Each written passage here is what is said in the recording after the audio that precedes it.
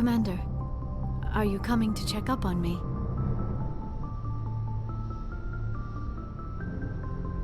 You look much better. How are you feeling? Dr. Chakwas assures me I am going to be fine. I was impressed with her knowledge of Asari physiology. You're in good hands. Dr. Chakwas knows what she's doing. I never properly thanked you for saving me from the Geth, Commander. If you hadn't shown up... I'm just glad we got there in time. So am I. I know you took a chance bringing me aboard this ship. I have seen the way your crew looks at me. They do not trust me. But I am not like Benezia. I will do whatever I can to help you stop Saren. I promise. Don't worry, Liara. I trust you. I know you won't let me down. It means a lot to hear you say that, Commander. Thank you. Tell me about yourself, Liara. Me? I am afraid I am not very interesting, Commander. I spend most of my time on remote digs, unearthing mundane items buried in long-forgotten Prothean ruins. Sounds dangerous. And lonely. Sometimes I would run afoul of indigenous life forms or stumble across a small band of mercenaries or privateers, but I was always careful. Until the Geth followed me to Artemis Tau, I never found myself in any situation my biotics could not handle. As for the solitude, well, that is one aspect that most appealed to me. Sometimes I just need to get away from other people. You don't like other people? I suppose it comes from being a matriarch's daughter. People expected me to follow in Benezia's footsteps. They wanted me to become a leader of our people. Matriarchs guide their followers into the future. They seek the truth of what is yet to come. Maybe that's why I became so interested in the secrets of the past. It sounds so foolish when I say it out loud. It sounds like I became an archaeologist simply to spite Benezia. All children rebel against their parents. It's a natural part of growing up. Aha, you share the wisdom of the matriarch, Shepard. That is exactly what Benezia said when I told her of my decision. But there was more to it than that. I felt drawn to the past. The Protheans were these wondrous, mysterious figures. I wanted to know everything about them. That is why I find you so fascinating. You were marked by the beacon on Eden Prime. You were touched by working Prothean technology.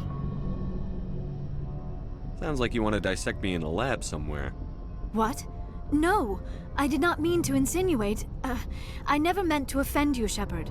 I only meant that you would be an interesting specimen for an in-depth study. No, that's even worse. Calm down, Liara. I was only joking. Joking? Oh, by the goddess, how could I be so dense? You must think I am a complete and utter fool. Now you know why I prefer to spend my time in the field with data disks and computers. I always seem to say something embarrassing around other people. Please, just pretend this conversation never happened. I should go. Goodbye, Shepard.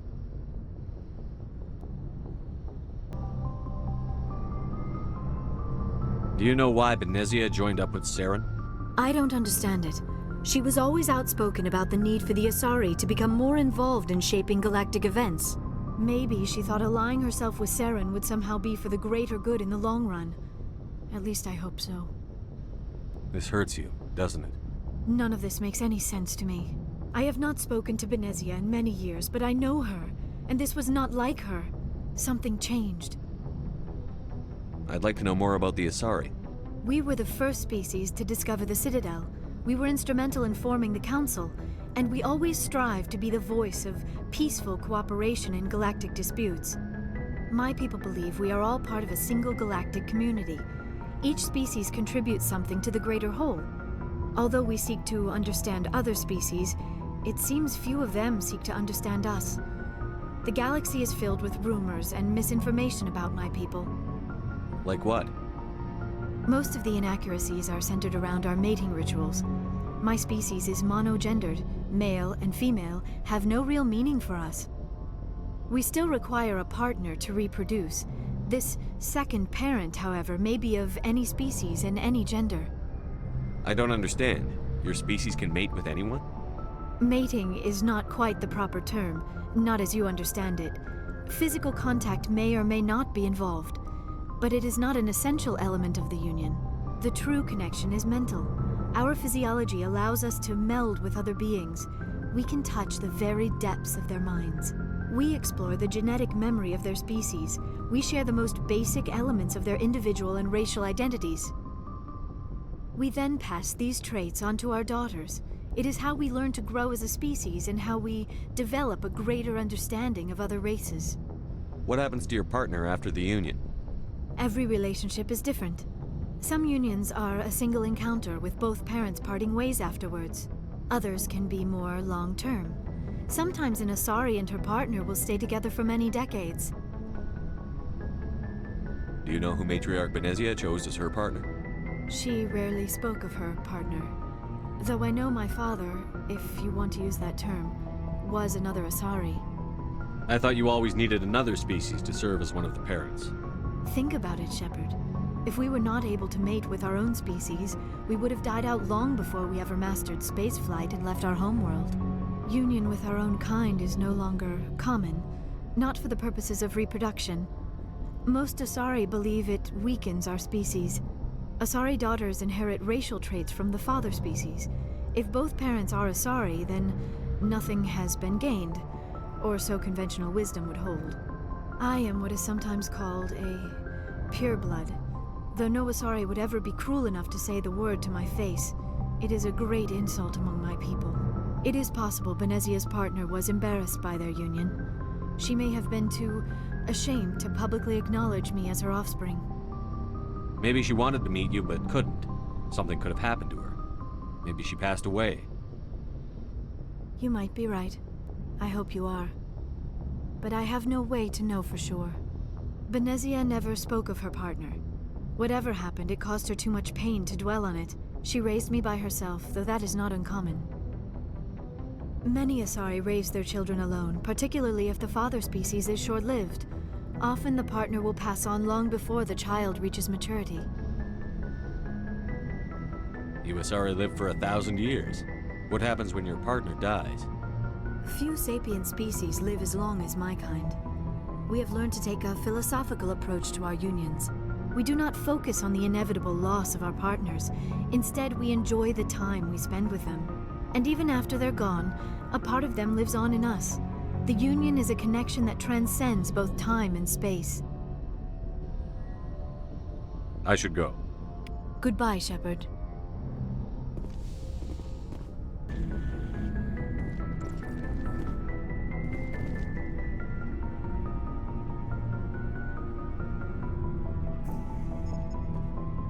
Anything you need, Commander? What's your opinion on the last mission? Dr. Tassoni. Seems like a sweet girl. Easy on the eyes. I mean, if you like the bookish sort. Any intentions there, Lieutenant? No, Commander. Just art appreciation. Just trying to get a sense of where the crew's at. Thoughts? Is this an official evaluation, Commander? Or off the record? Alenko, when it's just you and me, you can consider it off the record. That's a generous attitude. Okay.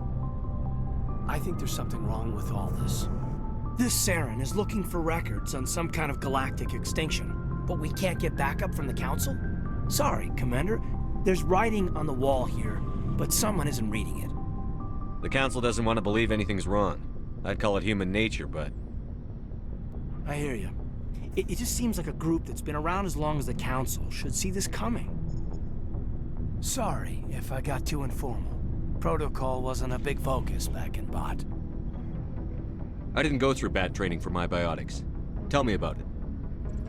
Biotic acclimation and temperance didn't last past the airlock. To the kids they hauled in, it was brain camp. Sorry, hauled in is unkind. We were encouraged to commit to an evaluation of our abilities so an understanding of biotics could be compiled. There are worse results of accidental exposure to Element Zero in the womb. Beats the brain tumors some kids grew up with. Is there some question about how you were exposed? My mother was downwind of a transport crash. It was before there were human biotics, a little after the discovery of the Martian ruins. It only gets iffy around 63 when Kinetics was running out of first-gen subjects. Until then, they'd relied on accidentals. Bunch of guys in suits show up at your door after school, and next thing you know, you're out on Jump Zero. Jump Zero is Gagarin Station, right? What's it like? Yeah, that's the official name. Biggest and farthest facility we had for decades. Right on the termination shock, the outer edge of the solar system. It's where they did all the Goose Chase FTL research before we caught on to using mass effect fields. It was a sterile research platform when I was there. There were other kids in the same boat, right? At least you weren't alone out there. That's true. We did have a little circle that'd get together every night before lights out. We didn't have much to do, though. It was a research platform then, and Kinetics kept Jump Zero off the extranet to prevent leaks. Then you must have had plenty of time to get to know each other. Yeah, we'd sit around and bull every night after dinner, play cards or network games. There was this girl named Rana, who had a little circle grow up around her. She was from Turkey. Her family was very rich. But she was smart and charming as hell. Beautiful, but not stuck up about it. I think you'd have liked her. Sounds like she was special to you. She was. Maybe she felt the same. But things never felt together. Training, you know. You know of any intentional exposures for certain? No one knows. Doesn't mean they didn't happen. As big as the exposures were, it was hard to track down accidentals. It was different then. No one knew the potential, so there wasn't a lot of regulation. Anything Kinetics did was gold. I'm not saying they intentionally detonated drives over our outposts, but in retrospect, they were damn quick on the scene. Jump Zero's a long way from home. What was it like? The grand gateway to humanity looks a lot better in the vids. But that's my own baggage, Commander. No bearing on this. Alenko, there's no regulation that says you can't be friends with your commander. I appreciate that, Commander. I just don't want you to think that I'm a whiner. Besides, I've got my past squared away.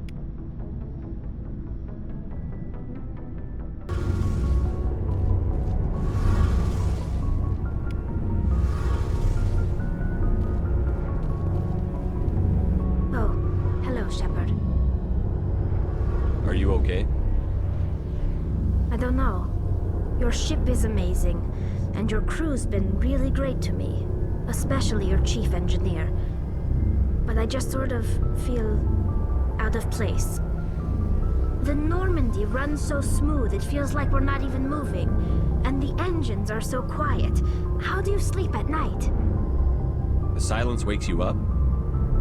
Back on the flotilla, the last thing you want to hear is silence. It means an engine's died or an air filter shut down. I guess you don't have to worry about that here. But old habits die hard. But it's more than just the silence. This ship feels so empty.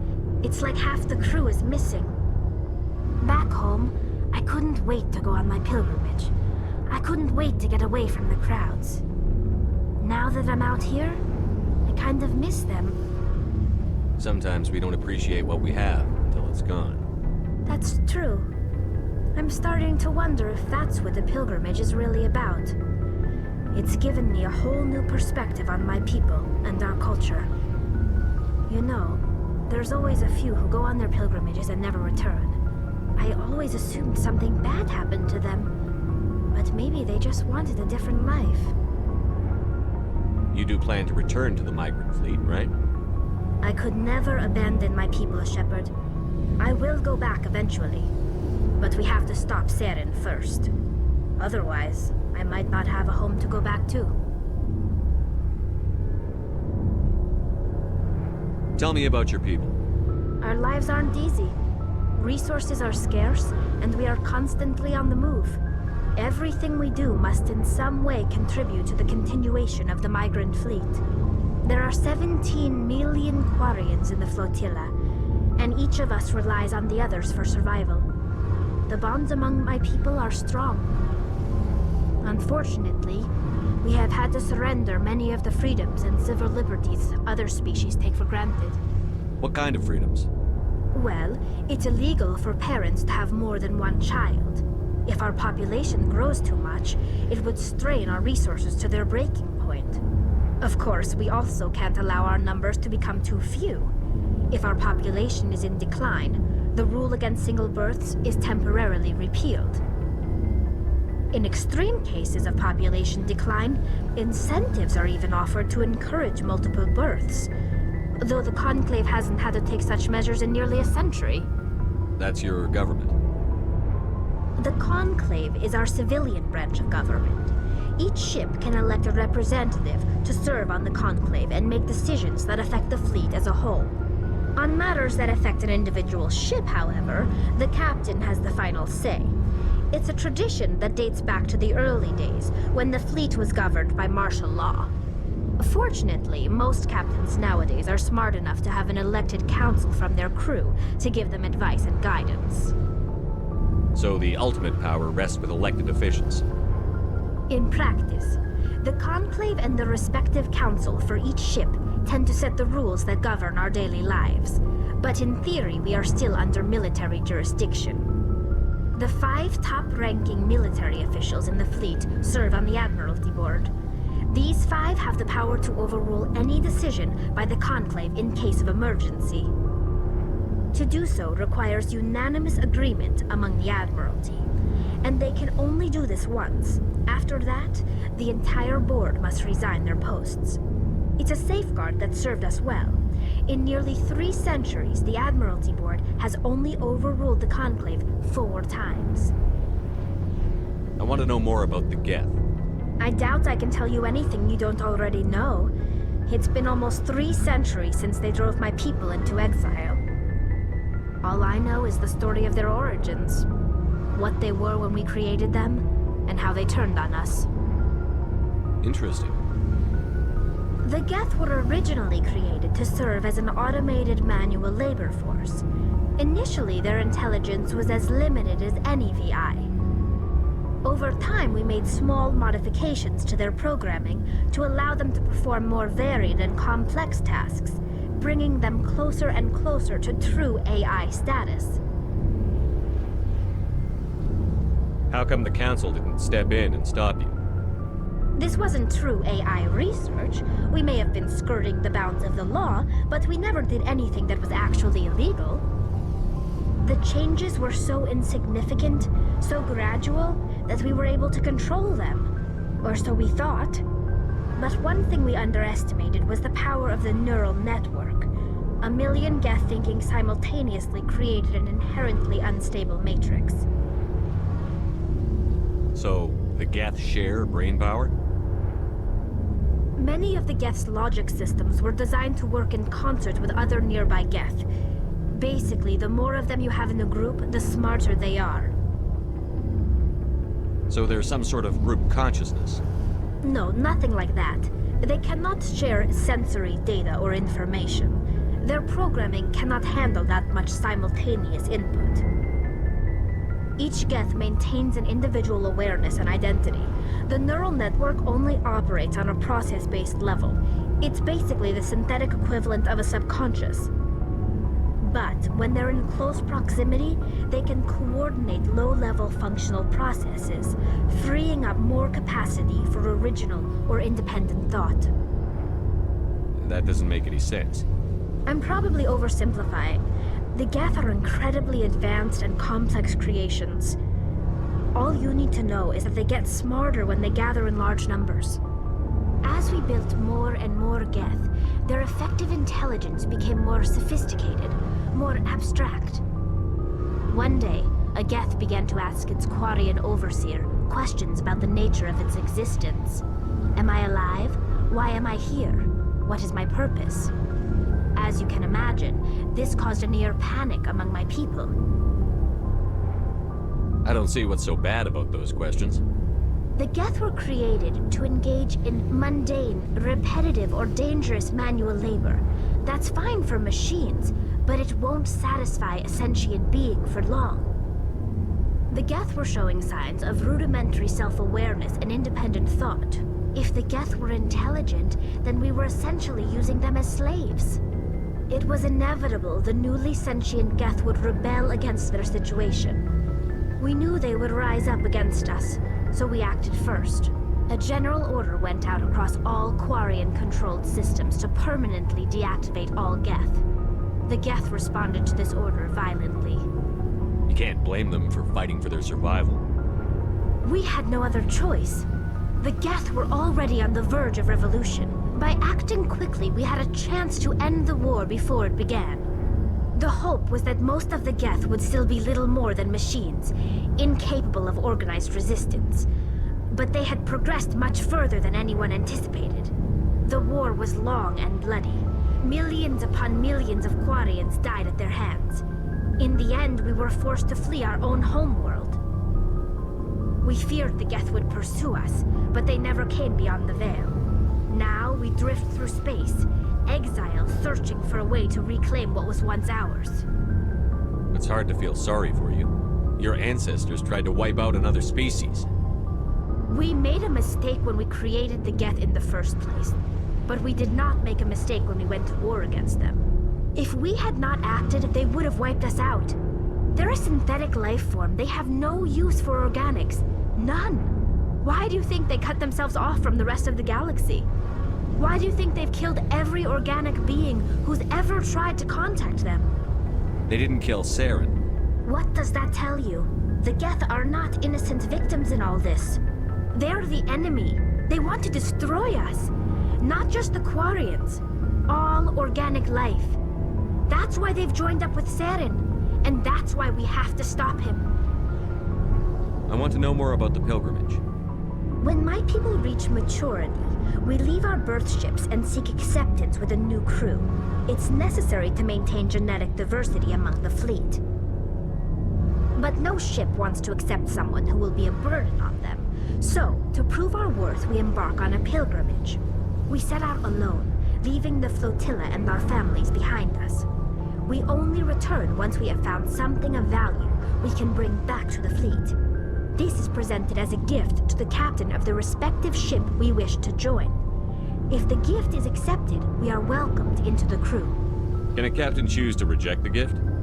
That doesn't happen often. Most captains are eager to increase the size of their crew. It increases their own standing in our society. Even when the gift is not particularly valuable, the captain usually accepts it out of a sense of tradition. However, there is a stigma to presenting a substandard gift. It's not the best way to make a good impression on a new community. Most pilgrims don't return until they find something worthwhile. I can't believe they just send you off alone. It's not like they just cast us out. Before we leave, we are given lessons in how to survive outside the flotilla, and given gifts to help us on our journey. We also receive implants to fight off sickness and disease. Generations of living in an isolated and highly controlled environment have left our immune systems weaker than most. By the time we leave the fleet, we are well equipped for the pilgrimage. This is a rite of passage for all Quarians. If it were dangerous, our numbers would suffer. Virtually every pilgrimage ends with a triumphant return and the ritual presentation of the gift to one of the fleet's captains. I want to talk about something else. Like what? I should go. See you later.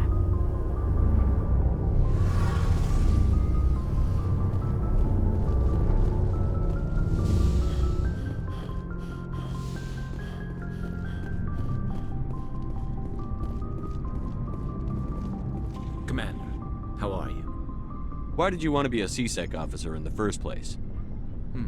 That's a good question. There were several reasons, I guess. Like what? Probably the same as most officers. I wanted to fight injustice, wanted to help people. I guess my father had something to do with it too. He was C-Sec, one of the best. I grew up hearing about his accomplishments or seeing his picture on the vids after a big arrest.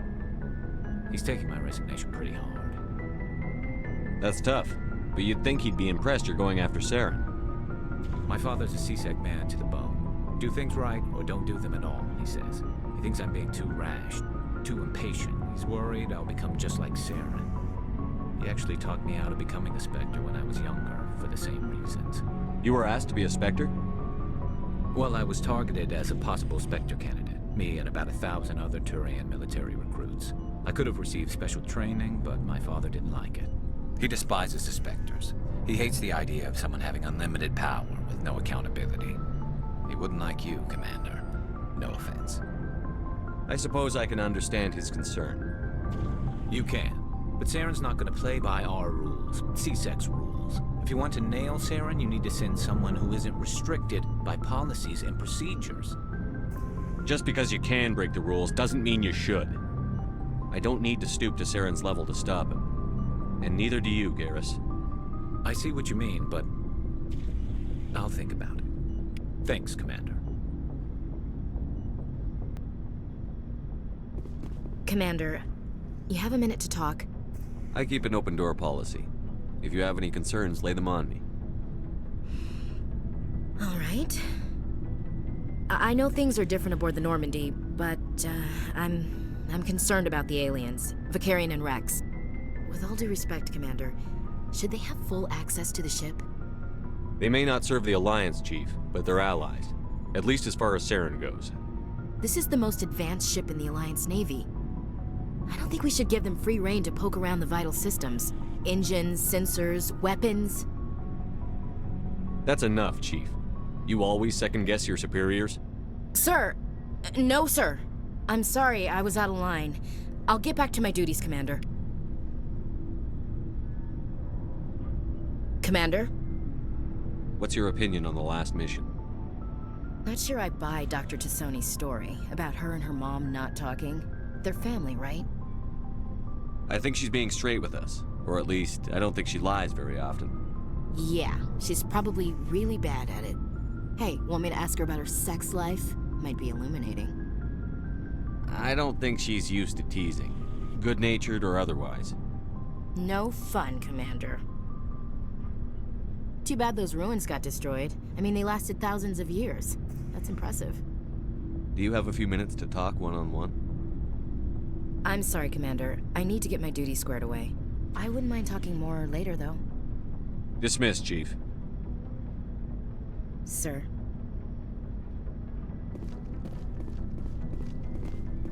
So, we've got Saren on the run. It won't be long now. Saren's good, but I'm better. Good. He's rotten. To the core. I could tell as soon as I met him. Why didn't you tell me this sooner? I would've if I thought it was important. I think I'd like to hear about it just the same. This was a while ago. A bunch of mercs were bragging about a job out near the edges of the Terminus systems. They said it paid well and the boss was never around to ride them. They said he was looking for more men, too. So I checked it out. I didn't know Saren was openly recruiting mercs. It wasn't that open, and he only showed his face once. We'd been raiding ships in the area for months when we took out this massive cargo freighter. Our biggest haul yet. I was on board checking bodies for valuables, looking for some extra credits. That's when I saw him. What did Saren want with the ship? I don't know what he wanted. He was just moving through the ship, watching. Couple of the mercs called him by name, but he never spoke to them. Never spoke to anyone. I had a really bad feeling about him, so I got the hell out. Didn't even wait to get paid. What kind of cargo was the freighter carrying? What was Saren after? I don't know. All I saw on that ship was food and medical supplies. There were some basic weapons, but nothing big. If there was anything of value on that ship, I didn't see it. That's why I didn't mention it sooner. Whose ship was it? There was a Volus trading vessel. Big one. Lots of guards. But they were no match for us. That's the only time you saw him? Yeah. Didn't even know who he was. Still wouldn't if I hadn't joined up with you. But my instincts were right. Every other merc on that mission turned up dead within a week. Every damn one.